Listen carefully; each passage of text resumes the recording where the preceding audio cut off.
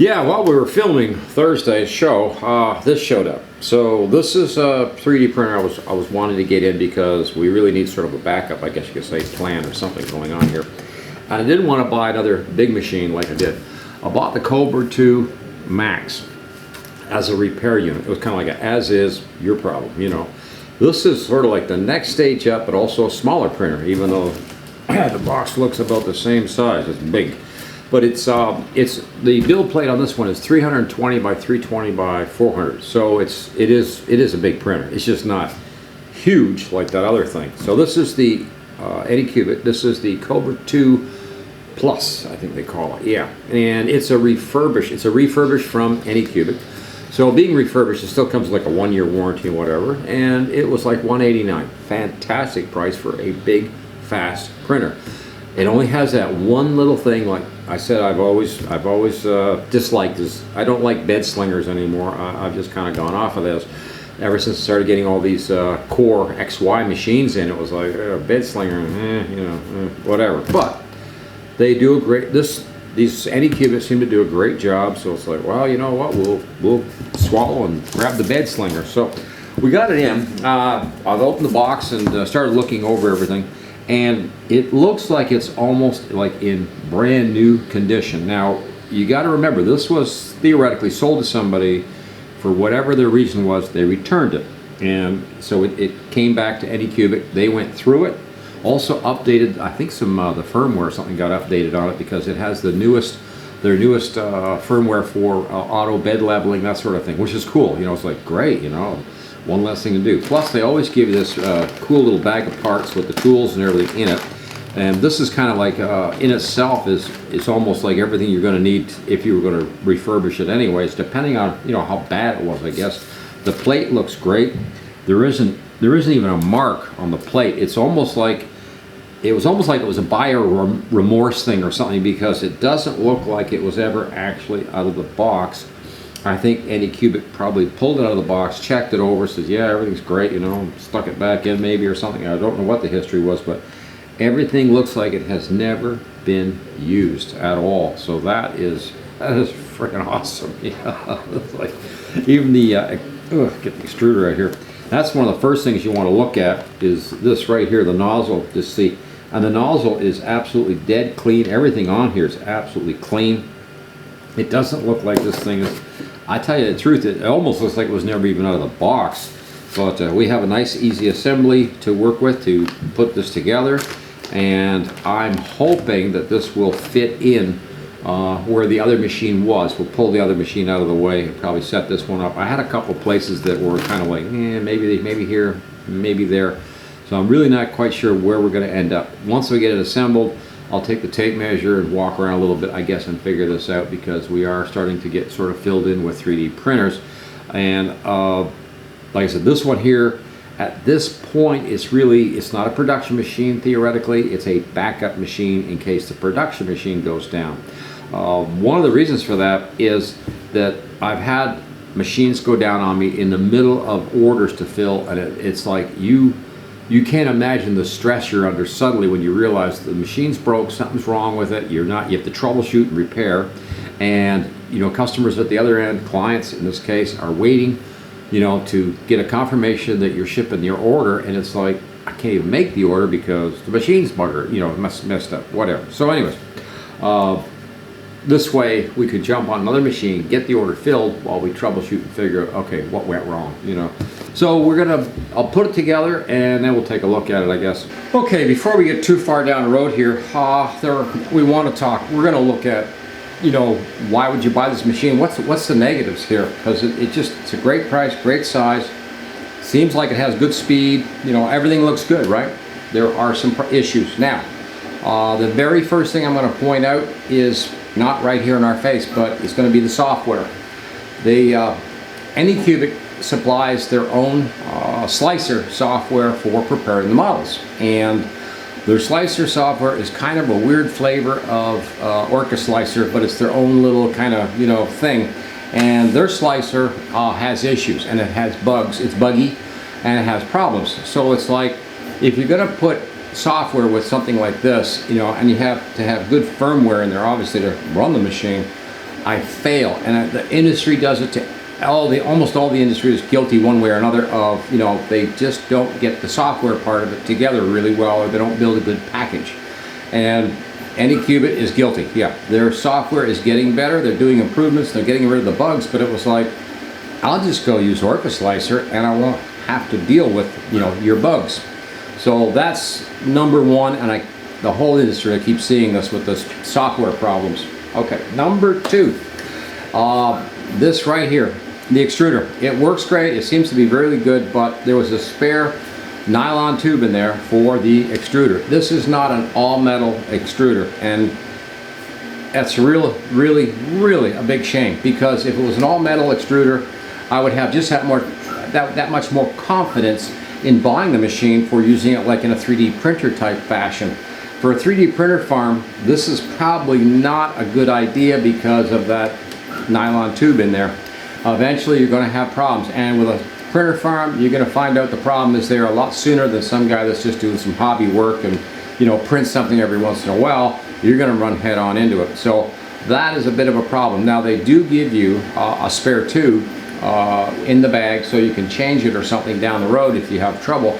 But my whole thinking is, you know, you've got all that heat in there, and you put a nylon tube at the top of your extruder to, you know, run your filament through. It's like, you know, all metal is the way to go. In fact, I think this parts bag right here, I think, yeah, we can probably see it in here. No, we can't.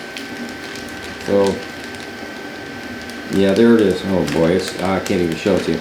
It's a little tiny blue tube right there that is a nylon tube, and it is a spare one for in case of, more like when we have failure with that tube. And when you fail with that tube, that nylon is gonna come down and probably block the nozzle. You're gonna have a lot of, you know, bad things happen all of a sudden. So that's two. Three, of course, it's a bed slinger, and I'm not real fussy on the bed slingers. So that's kind of a weakness on its own, but by design, you're buying a bed slinger, so yeah, okay, you know, yeah, it is what it is. The next thing is the linear rail bearings are on this plate here. So that's great. I love the linear rail bearing idea. It's like, yeah, it works really well. You also have linear rail up here on the extruder, so that is good. And then all of a sudden, this particular model, we have the old hard, I call them the hard rubber wheels, going up and down on the Z-track right here.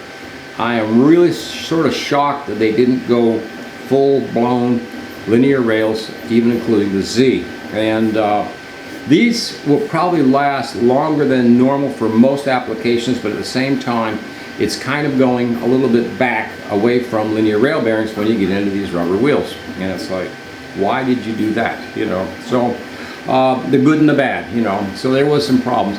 The other problem I do not like is when you get this machine set up, it feeds the filament from over here. Now this machine is already deep this way a little bit, it's kind of big. The other one is really big this way. But now you're going this way, which again, like say like a printer farm operation or anything where you have space problems, you really don't want a spool hanging out here plus this. So all of a sudden this thing starts to get pretty wide, and again, that's, you know, so space is a problem with them. So of course I 3D printed this bracket. It's a spool holder to feed the spool from the top and come down. It's really, this is not ideal. This is not really a good setup, but I'm living with it for right now, because ideally they should have set something up with the run out sensor should have been up here someplace with a spool over top and come straight down to the extruder, direct drive, you know, hit it kind of thing, and that would have been a huge improvement on this particular design or machine. So there was some real good things here, and there's some things that are not very good at all. They're kind of like going back 10 years of technology or something, where it's like, yeah, I remember this, but, you know, didn't we get away from this problem yet? Apparently not. So you can do a couple of things, and one of them, I've seen some people just cut the tube right here, mount the spool up here, and just skip the and just put something in here to override the runout sensor and not have the use of it. And the runout sensor is kind of, it's in a bad spot. It's also right here in front of the Bowden tube, which feeds, and that becomes, you know, you've only got that little tiny bit of clearance in there, and it doesn't, this Bowden tube does not actually fit into the runout sensor. So the runout sensor and the tube kind of come together and clash. So when you're feeding this in, it sometimes will hit that bowden tube. It's just little crazy things like that that, you know, makes for a good or a bad experience for anybody. And so those are the negatives. And I tell you the truth, you may think that's terrible, that's a deal breaker or something. I don't think it's that bad. It's like, you know what, I can live with all that. That's, you know, that's fine. Let's just get it, produce the parts, and just see how it does. And I think it'll do fine. So I just wanted, description and the link below to where you can find this setup at that fantastic price, and it's a refurbished unit, so with a warranty, so you can feel, I think you can feel pretty good about buying one. As if you're sitting there on the borderline, or, you know, questioning yourself as to whether to buy it or not. Maybe that'll help you, maybe it won't. Well, let's see, I saved this for you because we haven't had it off the build plate yet, but I did this with the tree support. I never use tree support generally, especially on a build plate, and it doesn't want to come off. Okay. All right, let's see if we can get her out. Yeah, there she goes. Yeah, and this is the reason on tree support, when you have a build plate like this and it moves back and forth, the stuff needs to fall off, you know, yeah, or it will fall away. So now we were trying to make a car, and we'll see how all this comes off. This is the good part about using tree support, is that you'll notice a lot of the stuff will break away pretty good. We'll see how it does when we clean the model up, I guess. Well, I'll get this all cleaned up, and yeah, see, some of this is coming off really nice. So we'll see how it does. I got a funny feeling we're going to lose that front bumper. Inches to millimeters to scale up 1,500%, and it looks like the tires are the wrong size. So yeah, we're going to see if we can get some tires on this old car. Well, okay, our car is coming along pretty good. This is one of the things that I keep trying to get through to people that have 3D printers that have problems. And what it is what the file, the STL file off of, like in this case Thingiverse, might be, you know, pretty bad, pretty rough, and you may have a lot of problems, and you're running into a lot of problems, which I did. I had to scale the wheels up, and I finally got one that's good. Now this one here did exactly what I was talking about. The wheel was turned the wrong way, sort of, and the bed was running back and forth like this, and of course the wheel fell over. So I put a raft in to try to stop it and stabilize it, and some support to try to get the wheels so I can print the four wheels for the car. But the wheels were a problem because, again, it was in inches and I had to convert to millimeters, and in order to get the right size of axle and wheel to fit the car, I had to actually measure the clearance up on the fenders here. And then we had, I guess I took about 3 shots at it, and I finally got the wheel size that was like, yeah, this fits right, the axle fits right, we'll go ahead and do the 4 wheels for the car. But the car is, it's not a very good model. Like I said, just too many variables, too many problems. But a lot of times you'll get a STL file, you'll download it from Thingiverse, and you'll think something's wrong with your machine because of the mess it's making or something. And I can't tell you how many times I have come back and said, wait a minute, let's take that off, let's put a model on that we normally run, that runs fine, we've never had any trouble with it, you know, like a Benchy or something. And you get, you know, and it'll be perfect. And it's like, okay, what's wrong? The STL file. There's something going on there between that and the slicer. I used Orca slicer, by the way, not their slicer. I have their new beta slicer, and I'm gonna tell you, Anycubic, maybe you'll hear me. It's buggy, okay? It's got bugs, yeah, and it's not working right. So please, you know, either fix the software or support Orca Slicer and put your stuff over there so people can just use Orca Slicer and not worry about it, you know, and not have to deal with problems, you know. What an industry. That's no wonder. Trying to think of who it was. It wasn't Uncle Jesse. Let's see. It might have been 3D Printing Nerd. I think it was him. Did a whole 15-minute spew rant about software involving 3D printers, and I had to applaud and just say, yes, he's dead on. He's hitting the nail on the head.